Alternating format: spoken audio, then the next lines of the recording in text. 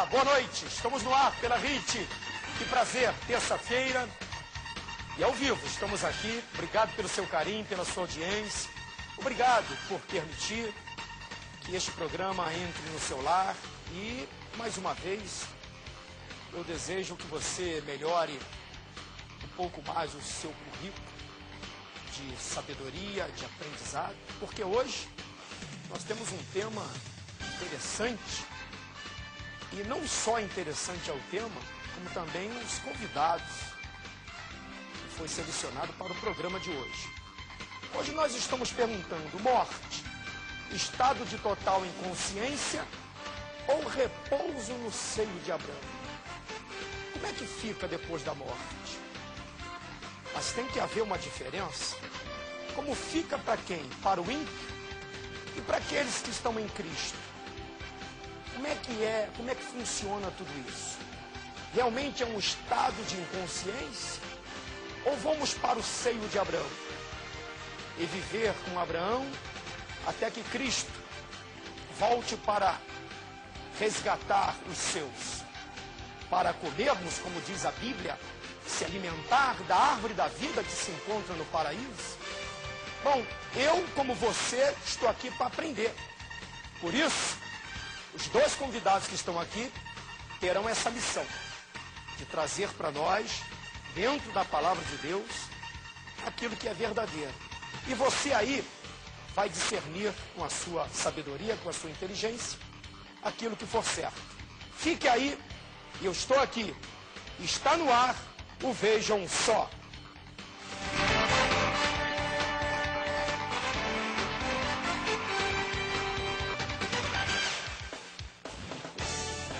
Muito bem. Obrigado pelo seu carinho, pela sua audiência. Mais um programa, mais uma noite em que Cristo certamente vai se manifestar. E você pode ter certeza que esse é o intuito da RIT. É trazer até você aquilo que certamente vai melhorar o seu poder de entendimento. E você hoje vai ficar maravilhado. Eu estou falando isso porque eu já estive conversando aqui com os nossos convidados, que são pessoas que certamente têm muito que nos ensinar. E eu vou querer aprender como sempre. Deixa eu agora apresentar aqui os nossos convidados. Eu vou começar pelo professor. Ele é professor da Universidade Presbiteriana Mackenzie. Ele é professor e doutor. Professor e doutor Carlos Caldas. Tem o R aqui. Professor Carlos, obrigado pela sua presença. Boa noite. Boa noite, Teixeira. Esse R é de quê? Ribeiro. R de Ribeiro. Muito bem, obrigado pela sua presença. É um prazer grande. Prazer voltar aqui. Essa é a terceira oportunidade que eu tenho de estar aqui e é sempre uma alegria. Que satisfação muito grande. Prazer é nosso, porque vamos certamente aprender um pouco mais. Ele é jornalista e, além de jornalista, ele é consultor bíblico da nossa querida Igreja Adventista. Ele é o Leandro Soares Quadros. Tem nada a ver com o nosso ex-presidente, não, o Jânio Quadros, né? Olha, boa noite, pastor Teixeira, uma satisfação estar aqui. Acho que não tem a ver, né? Eu vou fazer uma pesquisa aí na minha árvore genealógica para descobrir se eu tenho um parentesco com o Jânio Quadros, né? Mas é uma alegria ter a oportunidade de estar aqui com vocês. Obrigado, prazer é nosso. E se você fosse parente de Jânio Quadros, deveria ser alegre, porque era um homem muito inteligente. E foi, dentro do que ele pôde ser, foi de um bom caráter. Bom, antes da gente entrar para o debate, nós vamos usar a matéria, e você que está em casa hoje, o tema é interessante. Morte, estado de total inconsciência ou repouso no seio de Abraão? A gente vai para a matéria e volta já para dar início ao debate. Mesmo sendo um processo da vida, a morte nem sempre é encarada como algo natural. Com certeza, a maioria das pessoas já se perguntaram alguma vez sobre o seu destino depois da morte. Para o pastor e psicólogo Djalma Lopes, após a morte, a pessoa aguardará a vinda de Cristo com total consciência. Eu não acredito, por exemplo, no sono da alma. Eu acredito numa consciência da alma. A pessoa está nesse estágio, mas está consciente.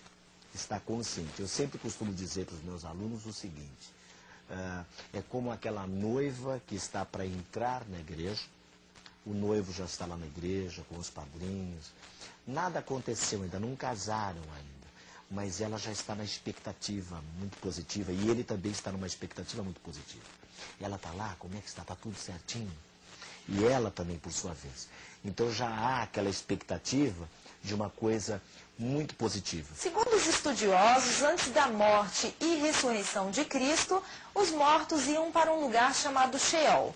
E lá havia uma separação entre os salvos e os não salvos. A palavra Sheol, ela é equivalente ao termo grego Hades, e ambas significam morada dos mortos. Morada dos mortos. Nós entendemos que, após a morte e ressurreição do Senhor Jesus, com base em Efésios capítulo 4, a partir do versículo 8, Jesus subindo ao alto levou cativo o cativeiro e deu dons aos homens. Nesse momento, numa perspectiva teológica, numa interpretação teológica, nós entendemos que Jesus instaurou o paraíso. Mas e hoje como fica? Para o pastor, tanto os salvos quanto aqueles que não terão a vida eterna ficarão em lugares distintos. Pelo menos é o que a Bíblia relata na passagem do rico e Lázaro.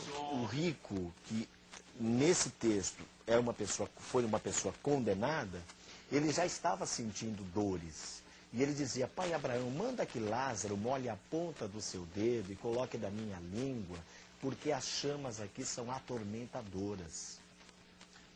Então, em função disso, eu acredito assim, ele estava definitivamente no inferno? Na minha concepção, não. Mas já estava por antecipação, sabendo que o veredito, que o martelo que seria batido em relação ao destino da sua eternidade, era negativo.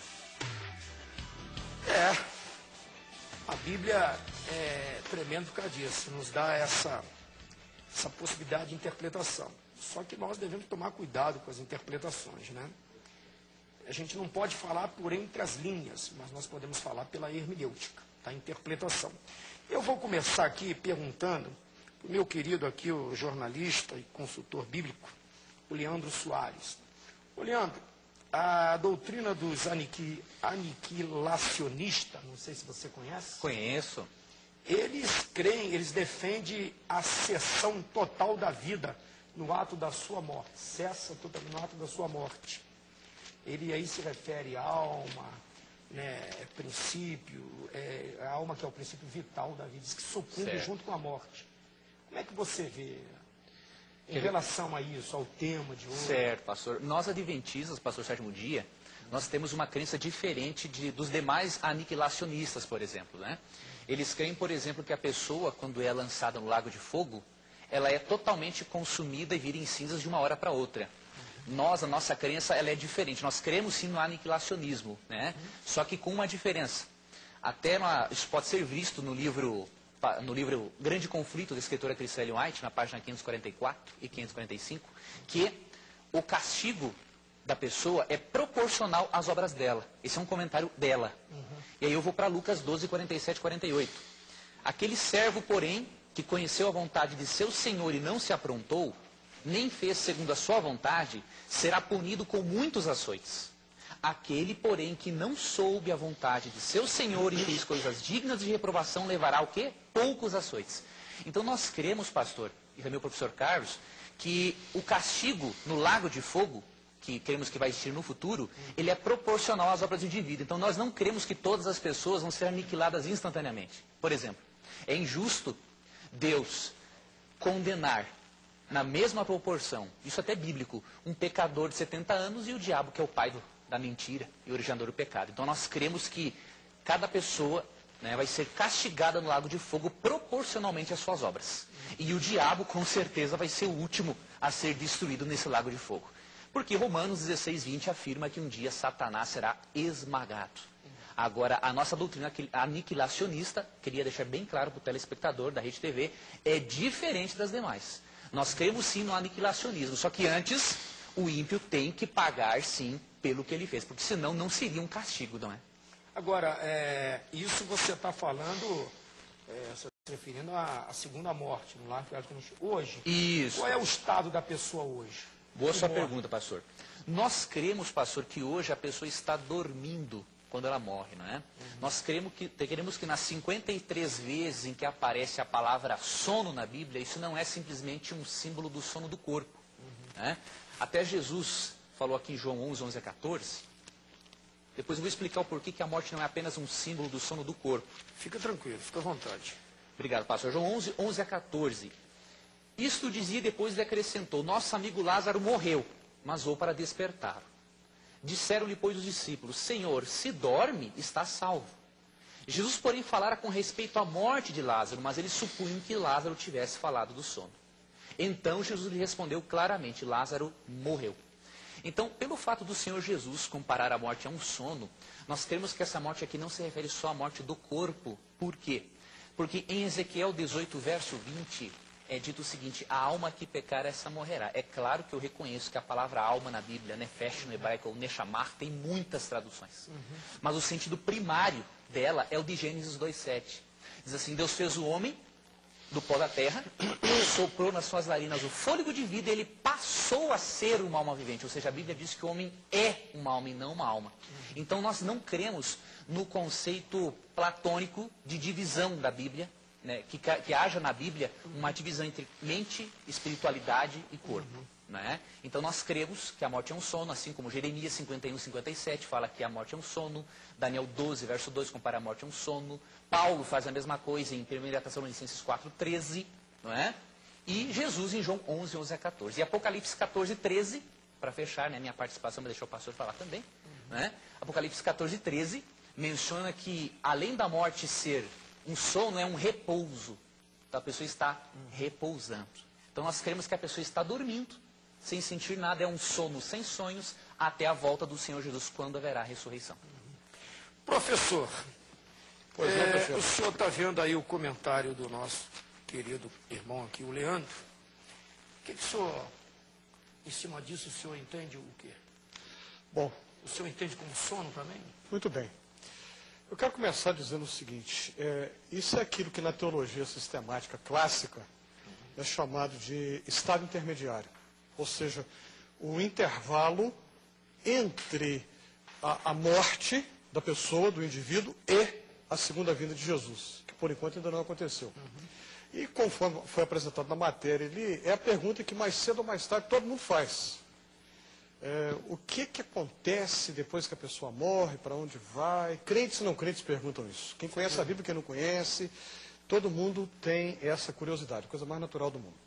É um assunto que a gente, em geral, não gosta de falar, o assunto não é tão agradável assim, mas nós não podemos fingir que não existe. Insensatez não tocarmos no assunto, não falarmos no assunto. Por mais desagradável que seja, temos que falar. Então, a compreensão acontece que as pessoas estão... É difícil falar, porque a Bíblia fala pouco a respeito. Sem dúvida. Mas a posição majoritária é que as pessoas estão numa situação de consciência. Eu gostaria de citar aqui a frase de um teólogo holandês já falecido, Gerrit Berkouwer. O Berkouwer disse que o que a Bíblia fala a respeito é como um sussurro. Ele usa essa palavra sussurro, quer dizer, não fala, não é um grito, é um sussurro, você escuta baixinho. Né? E o Berkouwer tinha razão quando ele falou isso. A Bíblia fala muito pouco a respeito, muito pouco. Do pouco que a Bíblia fala, a gente pode tirar algumas conclusões. E, com todo respeito, vão ser diferentes do Leandro que falou o mesmo ali. Mas não estão aqui para brigar. Sem Claro, dúvida. Nós estamos aqui para brigar, de modo algum. Estamos aqui para discutir, para trocar ideias e tal, mas não vamos brigar aqui não. Claro que não. Mas as nossas posições são diferentes. A Bíblia usa, de fato, o verbo dormir. Claro. Mas a gente entende que é uma linguagem metafórica e é um eufemismo. Eufemismo é aquela figura de linguagem que a gente quer diminuir a força de uma situação, então a gente usa uma outra expressão para se referir. Por exemplo, é muito comum isso, todo mundo aqui já viu, quem está em casa já viu, já percebeu, existe uma pessoa, uma senhora acima do peso, aí as pessoas não vão dizer, uma senhora gorda, vão dizer, aquela senhora é forte. É forte. Ou então, é uma expressão que existe até um racismo camuflado, tem um negro, eles não vão se referir como negro, vão falar aquele rapaz moreno. Não é moreno, é negro mesmo. O que é isso? É o eufemismo. A Bíblia usa o verbo dormir para se referir à morte. Eu entendo particularmente, me permito repetir, a posição majoritária do cristianismo é essa, que o verbo dormir é um eufemismo, porque há passagens que expressam claramente uma perspectiva de consciência após a morte. Por exemplo, Paulo, quando ele escreve aos Filipenses, ele diz, eu prefiro partir e estar com Cristo, que é incomparavelmente melhor do que estar aqui. Estar com Cristo... Filipenses 1:23. 1:23, exatíssimo. Estar com Cristo como um sono sem sonhos, não faz sentido. Não faz sentido nenhum. O mesmo Paulo, quando escreve aos Coríntios, segunda epístola, capítulo 5, ele fala... 8, exato, ele fala habitar com o Senhor após a morte. A gente encontra também João de Pátios, quando ele, no Apocalipse, ele vê as almas dos que foram decapitados por causa da palavra. E interessante que eles reclamam. Até quando o Senhor não fará justiça? Em outras palavras, nós morremos por causa do testemunho de cristãos. Tem aqueles outros na terra que vão passar a mesma coisa e o Senhor não faz nada. Até quando? Faz lembrar a linguagem dos Salmos de Lamento do Antigo Testamento, que é uma linguagem muito ousada, que normalmente nós nunca usamos nas nossas orações. Em cultos, então, na nossa liturgia, que a gente não usa mesmo, nem hipótese alguma. Mas João vê almas que dialogam e ousadamente perguntam, até quando, Senhor? Até quando? Quer dizer, isso só seria possível no estado de consciência.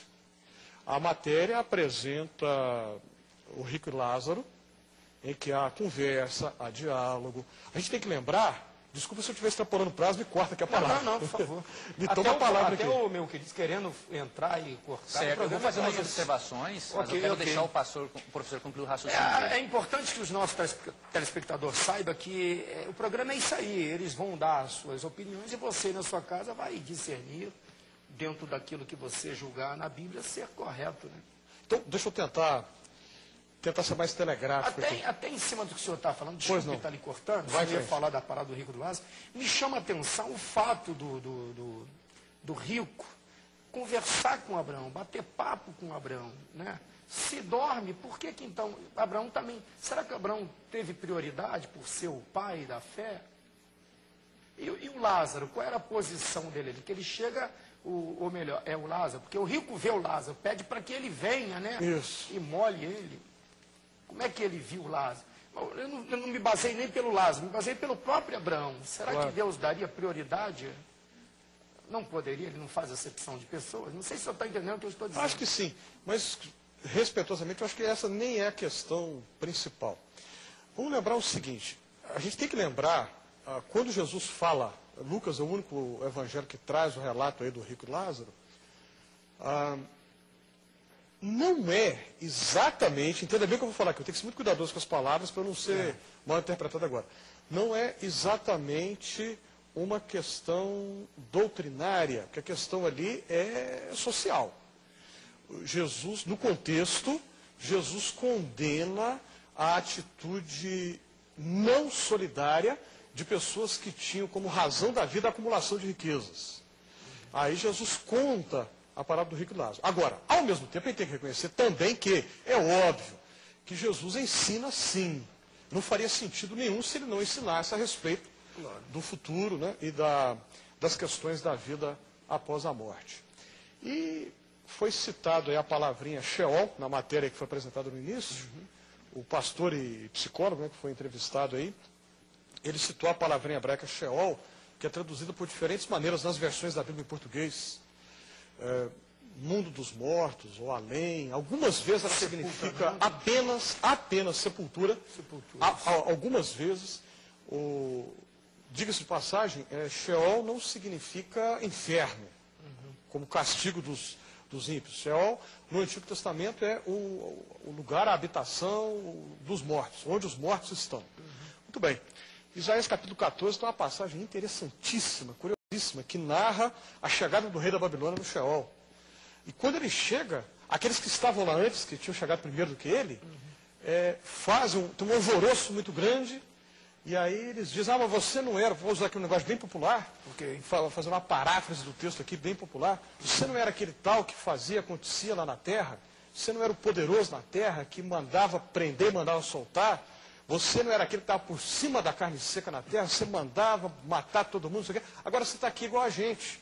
Aqui, olha o seu fim, qual que foi. Você está aqui igual de nós agora. Onde é que está o seu poder? Quer dizer, se não tiver consciência, isso não seria possível de modo algum.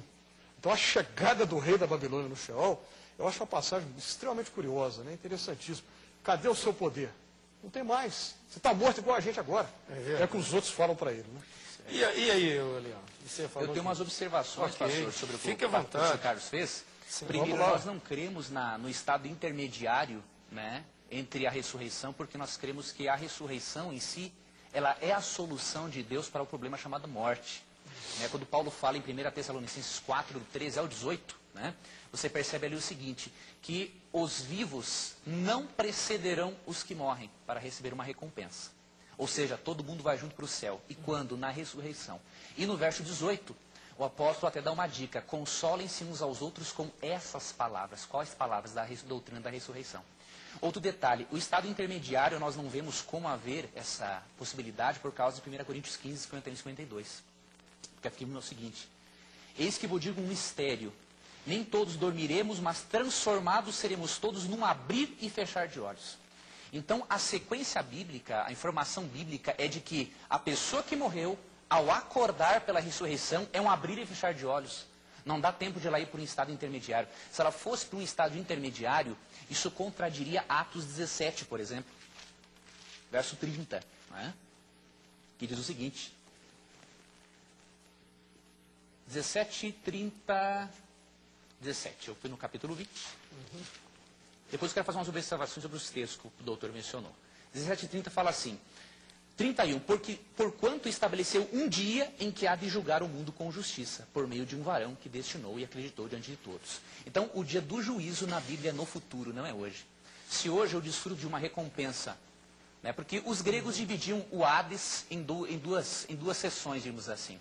O Elysium, que era o lugar que habitavam os justos, e o Tártaros, que era o lugar que habitavam os ímpios. Na Bíblia não há essa divisão. Né? E outro detalhe, sendo que não há esse estado intermediário e que Deus vai julgar a pessoa nos últimos dias, ou seja, ela não pode ir para um estado intermediário usufruir de algo e nem uma leve condenação. Depois nós vamos entrar bem a fundo nessa parábola do rico e Lázaro. Né? Além disso, a gente percebe nesses textos que o doutor mencionou, como Filipenses 1:23, nós temos que entender o seguinte, quando Paulo falou, por exemplo, eu desejo partir e estar com Cristo, nós temos que entender quando Paulo estaria com Cristo, na teologia paulina. Né? Então, quando nós vamos para Filipenses 1:23, eu até vou ler o texto para esclarecer o nosso telespectador. A palavra ali é afirmativa, de estar com Cristo. Estar com Cristo, agora temos que saber quando. O quando, aqui é que está o detalhe. É natural, pastor, numa sentença bíblica, haver dois acontecimentos separados por um longo de tempo num único texto. Nós encontramos, por exemplo, isso em 2 Pedro 3, 10 a 13. Né? É mencionado a nova terra, é mencionado o período do milênio ali, e depois o lago de fogo ali, a destruição, a volta de Jesus no intervalo. Né? Então, veja que interessante. Mas ô, Carlos, desculpe. Carlos sou eu. É, Carlos e você. Desculpa. Mas é uma honra também ser confundido você com Carlos, né? Com certeza. É um professor, né? Se me chamasse de Carlos, eu ia ficar honrado. E diga-se de passagem, é uma das pessoas, o professor Carlos, das pessoas mais educadas com as quais eu pude debater sobre esse assunto. É mesmo? É, das pessoas mais assim que me trataram bem, que ouviram com atenção, eu gostei muito. Eles brigaram com você por causa disso? Né? Alguém brigou com você por causa disso? Rapaz, eu já fui apedrejado muitas vezes, em 9 anos. Pode ficar sossegado que esse risco você não corre Esse aqui hoje, eu não corro, né? Pode Graças ficar a tranquilo, Deus. isso vai acontecer. Né? Mas Filipenses 1:23, quando Paulo fala partir no contexto, realmente ele queria morrer. Mas o estar com Cristo é quando? 2 Timóteo 4:8, está a resposta do próprio Eu Paulo. ia te fazer uma pergunta, aliás, Mas vou pode te fazer, pastor. que eu tenho que chamar um comercial.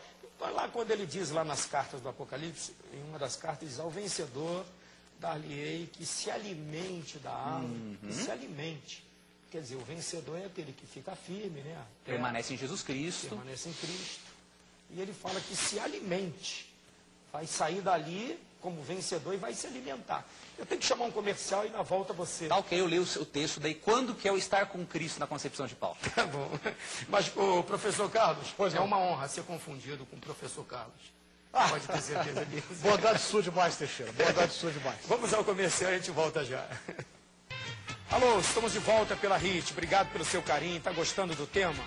Ô, pastor, estou adorando, mas é uma pena que o tempo é muito pouco, né? É verdade. Mas se não der para a gente comentar tudo, o tema hoje, total, a gente traz essas feras de volta aqui, né? São dois homens, certamente. Antes de ser professor, de ser jornalista, são certamente dois servos de Deus. E eu estava falando aqui com o meu querido Leandro aqui. Leandro, e aí? Ele lá diz no Apocalipse, né, que é o vencedor da lei que se alimente da árvore da vida. Isso. Ele fala até do maná escondido. Isso mesmo, Apocalipse 22, verso 2. Eu quero, pastor, responder a sua pergunta, só queria ler um verso antes, leia. que explica a questão de Paulo do partir e estar com Cristo. Né? Paulo, quando queria partir, realmente ele está falando da morte. Paulo foi apedrejado, viveu muito pelo Evangelho, mas ele falou, é necessário permanecer ainda na carne, permanecer vivo. Agora, quando que Paulo iria estar com Cristo? Era imediatamente após a morte? De acordo com ele mesmo, não. Ele fala em 2 Timóteo 4:8 o seguinte: já agora a coroa da justiça me está guardada, a qual o Senhor reto juiz me dará naquele dia da volta de Cristo. E não somente a mim, mas a todos quantos amam a sua vinda. Então, o partir realmente é morrer em Filipenses 1:23. Agora, o estar com Cristo é na volta de Cristo. Sobre a árvore da vida, foi muito bom o senhor tocar. Mas no partir, ele iria para o ele desejado a morrer. Não, nós vamos depois comentar sobre o relato de Lucas, que nós temos evidências muito fortes de que é uma parábola, é uma narração fictícia, inclusive apoio de comentaristas, irmãos evangélicos de outras denominações. Mas eu quero entrar nessa parábola. Mas, indo à questão da árvore da vida, pastor, realmente Apocalipse 22:2 fala que a árvore da vida, não é? Nós vamos nos alimentar, as folhas são para as curas dos povos, não é? Só que tem um detalhe, em Gênesis 3 nós percebemos que quando o ser humano pecou, Deus tirou o acesso da árvore da vida. Por quê? Não era simplesmente para o corpo perder a imortalidade. Nós cremos na imortalidade condicional do ser humano. O ser humano foi feito sim por Deus para ser imortal. Só que a partir do momento que ele pecou, o salário do pecado, de acordo com Romanos 6:23, é morte. E nós precisamos entender que morte é morte mesmo. Não é? E como nós vamos comer da árvore da vida no céu, isso é uma evidência de que hoje nós não temos um espírito ou alma imortal. Porque se eu tivesse um espírito ou alma imortal, eu já estaria comendo da árvore da vida. E tem um outro aspecto interessante, já chegou um questionamento para mim assim, mas nós somos a imagem e semelhança de Deus, então o ser humano tem que ser imortal, não necessariamente. Porque os atributos de Deus como, por exemplo, onipotência, onipresença e onisciência eu não tenho, por ser imagem e semelhança de Deus. E 1 Timóteo 6:15-16 é muito claro em dizer que o único que possui a imortalidade inerente é Deus. E Romanos 2:7, por exemplo, se nós já fôssemos imortais, Romanos 2:7 perderia o sentido, porque ele diz assim, nós temos que buscar a imortalidade. Nossa, eu já sou, por que eu vou buscar a imortalidade? E indo para Apocalipse 6:9-11, que é o texto que o pastor mencionou, o professor mencionou, não é? Das almas debaixo do altar, ali é um texto puramente simbólico, porque nós não cremos que almas estariam literalmente debaixo do altar de Deus, acotoveladas ali, uma empurrando a outra. Não é? Ali é um relato parabólico, não é? Simbólico, em que Deus está dizendo o seguinte, no próprio versos 12 e 13 de Apocalipse, fala o seguinte, que descansem mais um pouco de tempo, porque a recompensa de vocês está guardada. Não é? Mas Estevão, quando estava sendo apedrejado, ele disse, Senhor, recebe o meu espírito. Boa sua pergunta. Esse aí ele fala em Atos 7, né, 54-56, Cristo também falou isso, na cruz recebe o meu espírito, não é? Mas isso não se refere-se a um espírito indo para o céu, por quê?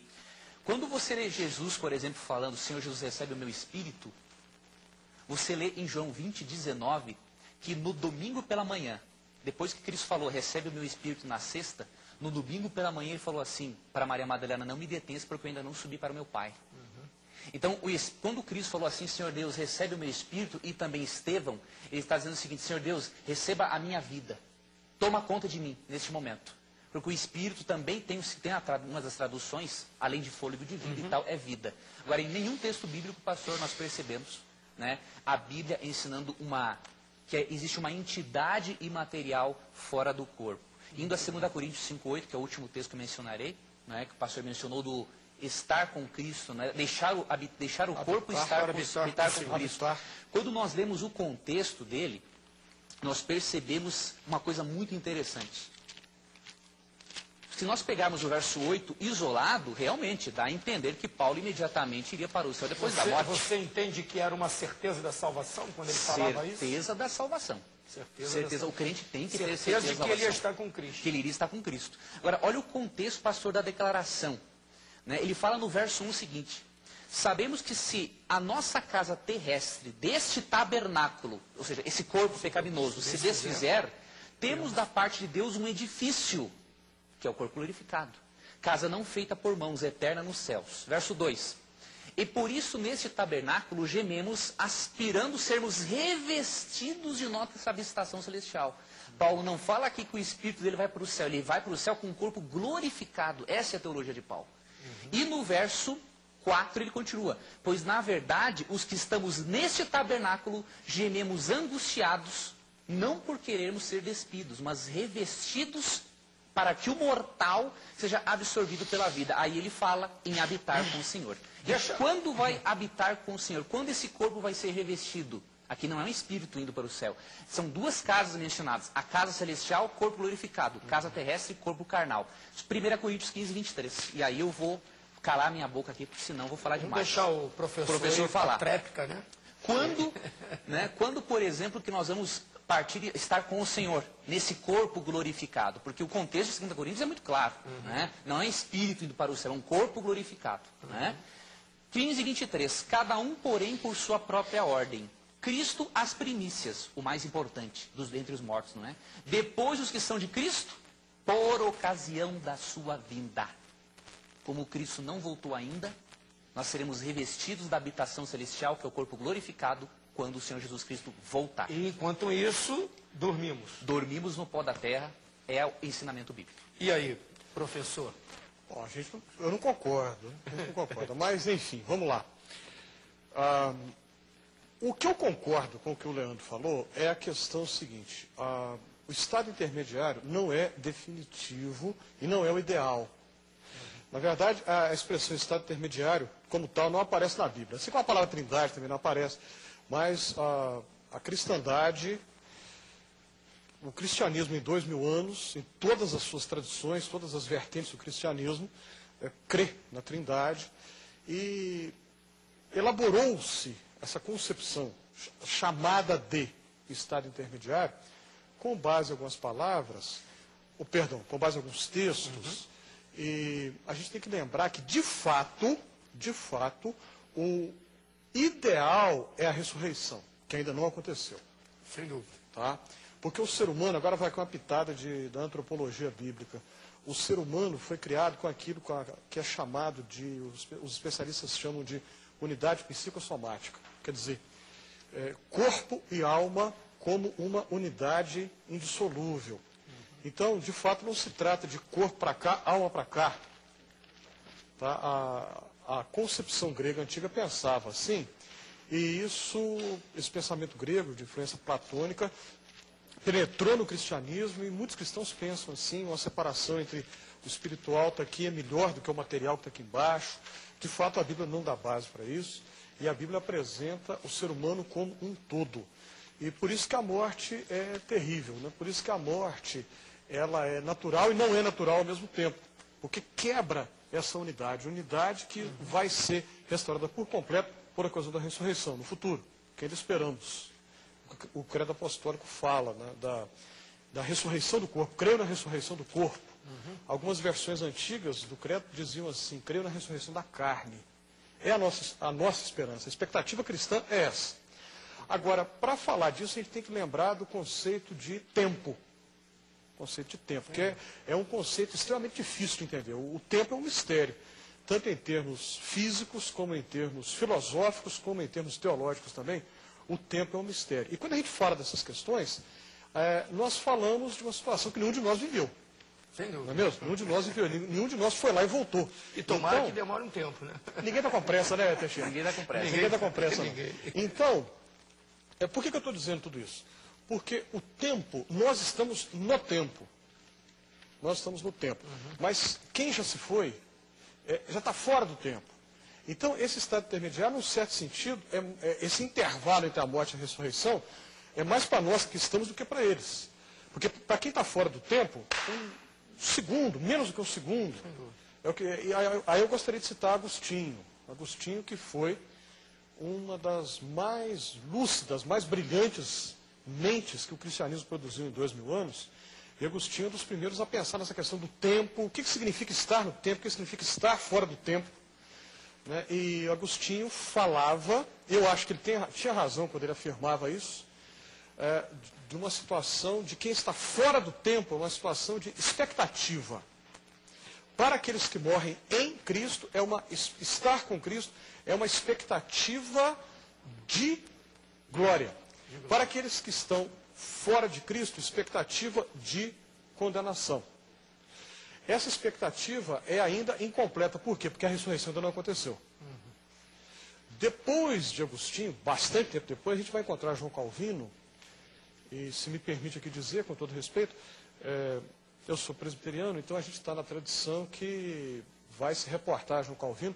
Calvino foi um leitor de Agostinho, Calvino se reportava sempre a Agostinho, e Calvino assume essa influência de Agostinho quando ele vai argumentar, na linha de Agostinho, né, dessa questão da expectativa, a expectativa de quem está fora do tempo com Cristo e a expectativa de quem está fora do tempo sem Cristo. Mas o alvo final, a esperança cristã, não é o assim chamado pelos teólogos estado intermediário. O alvo é a ressurreição. Eu vou citar o credo apostólico outra vez. Creio na ressurreição do corpo. A quebra dos efeitos que a morte produziu. O ser humano restaurado como essa unidade psicossomática que Deus criou. Esse é o ideal que a Bíblia apresenta para o ser humano. Essa é a esperança cristã. Enquanto esse dia não chega, a gente não sabe quando que vai chegar, nós cremos que aqueles que partiram já estão com Cristo nessa expectativa de glória, ainda que seja imperfeito, mas é algo maravilhoso. A gente não sabe como é que é. Por quê? Porque ninguém foi e voltou, então a gente não sabe. A gente só sabe que é bom, porque se está com Cristo é bom. Agora, a gente acredita que é uma situação de consciência, sim. Porque a gente vê até o Eclesiastes, né? A Bíblia, lá, capítulo 9, fala que quando a pessoa morre, né, o seu espírito vai a Deus que o deu, né, o corpo vira pó e a sua memória jaz no esquecimento. Mas no Mateus, se a gente pegar lá o Evangelho de Mateus, capítulo 27, versículos 51, 52, diz que Cristo, né, ali após a sua ressurreição, ele foi lá e pregou, né, sacudiu lá os alicerces e muitos corpos de santos que dormiam, ressuscitaram e foram vistos pela cidade santa. Está escrito, quer dizer, saíram daquele estado lá do Sheol, né, e foram para algum lugar. Lá sim eles estavam dormindo, como você disse. Mas a partir daí... Aí eu volto, me perdoe, Teixeira. E tem um outro detalhe, minutinho. Jesus disse lá para o que estava ao lado dele na cruz: ainda hoje tu estarás comigo no paraíso. Tanto é que quando os soldados vêm quebrar os pés dos ladrões, vêm quebrar os ossos de Jesus, das pernas, era uma profecia, não poderia quebrar. Cristo já foi constatado a morte, né? E aí depois sim, é que ele teve que quebrar os ossos dos dois crucificados, até porque a morte era pela asfixia, né? O corpo tem que ceder. Mas Jesus ali naquele momento não poderia ter recebido já, não estava preparado para... O senhor está entendendo? Acho que a sim. Colocação? De novo, me perdoe, mas eu me vejo obrigado a repetir o que foi dito antes do intervalo, no primeiro bloco ainda, o uso do verbo dormir. Eu entendo, e não estou sozinho nessa compreensão. A compreensão não é minha, né? Antes de mim, muita gente já pensava assim. Eu lembro daquele ditado famoso, né? Eu sou apenas um anão nos ombros dos gigantes. Antes de mim, houve outros que pensaram assim. O uso do verbo dormir é metafórico e é um eufemismo. Não deve ser entendido de maneira literal, porque senão, veja bem, se as almas lá de João, que João de Patmos vê, se aquilo é parabólico, simbólico, não sei o quê, por que o dormir não é? Qual que é o... Percebe? Entendi. Por que o dormir Eu só usei o termo dormir porque eu estava me referindo quando Jesus vai lá e ressuscita, né? Ali diz que eles dormiam, a partir dali não é mais dormir, porque eles passaram pela cidade santa e foi para algum lugar. Eu queria fazer uma observação, pastor Teixeira, interessante. Veja que para eles irem para o céu, eles tiveram que ressuscitar primeiro, né? E outro detalhe, eu creio, por exemplo, que Apocalipse, professor, é simbólico e o verbo dormir não é simbólico pelo seguinte, porque na maioria das vezes que aparece o verbo dormir, ele está num livro histórico. Já o termo almas ali em Apocalipse está num livro apocalíptico, linguagem simbólica. E remontando essa questão da consciência na morte... Mas o João vê. Mas isso É uma visão profética. Mas veja bem. Nós não podemos basear uma doutrina em visões proféticas, porque Então o próprio aquele texto Cristo fala... glorificado que ele viu ali de cabelo branco também é uma visão profética. Ele era profético, mas ele tinha ressuscitado. Aí que está a diferença. E o Salmo 6, verso 5, queridos, é muito claro. Assim, é claro como o sol meio-dia. Ó, na morte não há recordação de ti. No sepulcro, quem te dará louvor? Apesar de a Bíblia apologética de estudos dizer que a palavra louvor aqui significa simplesmente que Davi não ia louvar a Deus na congregação, isso aí não é verdade. Aqui a Bíblia é muito clara em dizer que na morte não há recordação de Deus. Se eu estivesse consciente, o ser de quem mais eu iria lembrar era do Senhor Jesus. No Salmo 115, verso 17, é dito que os mortos não louvam a Deus. Independente onde estou, se eu parto, estou com Cristo, eu vou louvar a Cristo. Né? E aqui eu vejo a sinceridade de Norman Champlin. Apesar de Champlin ser imortalista, crendo na imortalidade da alma, o Dr. Champlin falou o seguinte, se nós pegarmos textos do Antigo Testamento, nós não temos como basear a doutrina da imortalidade da alma. E aí, eu, assim como o Dr. Carlos, eu também não estou sozinho nisso que eu comento. Eu tenho aqui um livreto, professor, do Dr. Oscar Cullmann. Para mim não, para o mundo evangélico, uma das maiores autoridades em Novo Testamento. Dr. Oscar Cullmann, né, ele é luterano, foi luterano, já falecido, e ele fez um estudo, querido telespectador da HIT TV, sobre essa questão, doutor, da imortalidade da alma.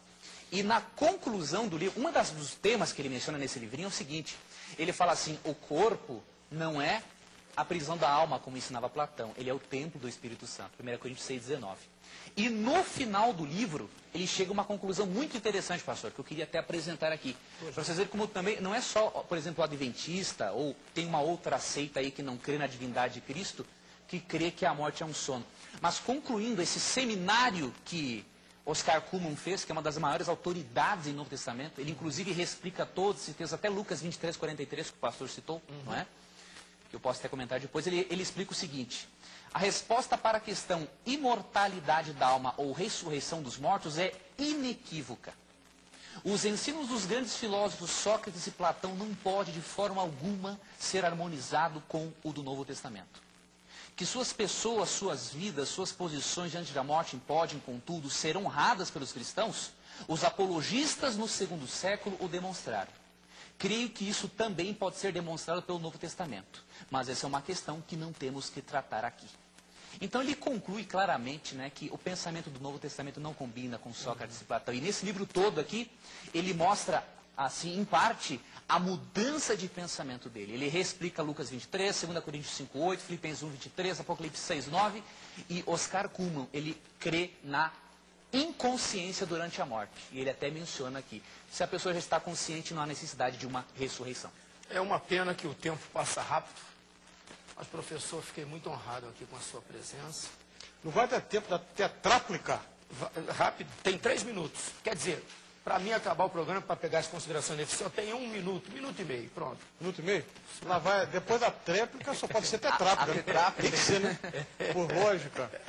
Bom, de fato, o Oscar Cullmann é um autor que eu aprecio muito. Gosto muito dos textos dele. Desculpe, mas eu tenho que repetir. A perspectiva do Novo Testamento, de fato, é a ressurreição. Isso aí é inegável. A ressurreição, que ainda não aconteceu. No entanto, nessa situação daqueles que já partiram, várias passagens, a despeito do que foi apresentado aqui, várias passagens apresentam uma situação de consciência e não de uma inconsciência.